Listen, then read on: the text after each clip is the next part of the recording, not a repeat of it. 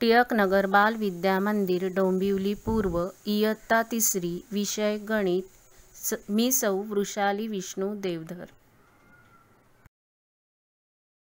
नमस्कार बालमित्रांनो, आज आपण इथे मापन हा घटक अभ्यासणार आहोत। या घटकामध्ये उपघटक आहे लांबी। इथे आपल्याला एक समोर चित्र दिसत आहे।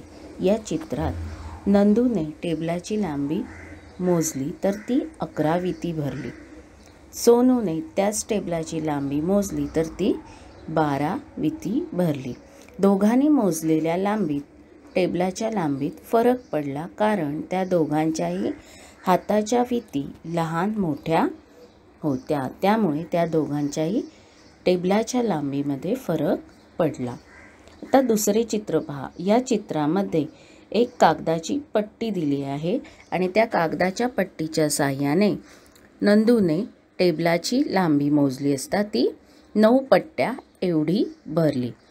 त्याच पट्टीने सोनूने टेबलाची लांबी मोजली असता तिची सुद्धा टेबलाची लांबी 9 पट्ट्याच एवढी भरली।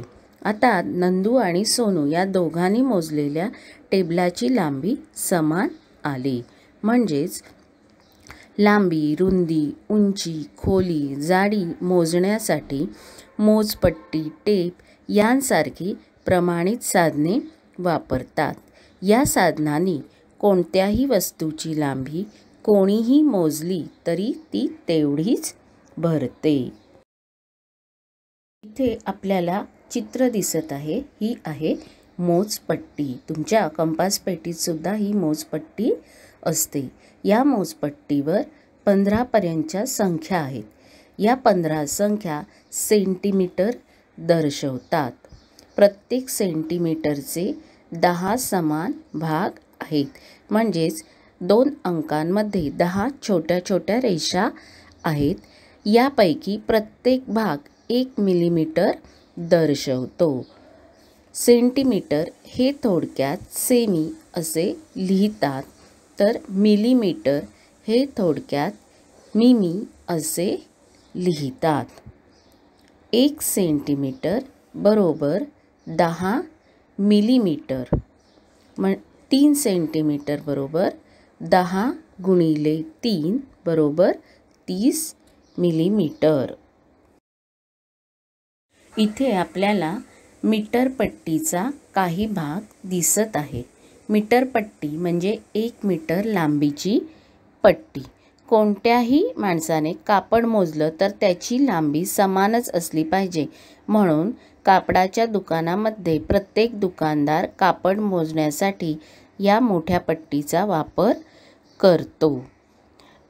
या पट्टीची लांबी 1 मीटर असते। मीटर हे लांबी मोजण्याचे प्रमाणित एकक आहे। 1 मीटरचे 100 समान भाग केले की प्रत्येक भाग हा 1 सेंटीमीटरचा असतो। 1 मीटर बरोबर 100 सेंटीमीटर। मीटर हे थोडक्यात मी असे लिहितात। मीटर पट्टीचा उपयोग करून टेबलाची लांबी, रुंदी मोजता येते, परंतु वर्गाची लांबी मीटर पट्टीच्या साहाय्याने मोजणे अवघड जाते। वर्गाची लांबी मोजण्याकरता टेप वापरतात। टेपची लांबी 1 मीटरपेक्षा जास्त असते। लक्षात ठेवा, मिलीमीटर, सेंटीमीटर व मीटर ही लांबी मोजण्याची प्रमाणित एकके आहेत।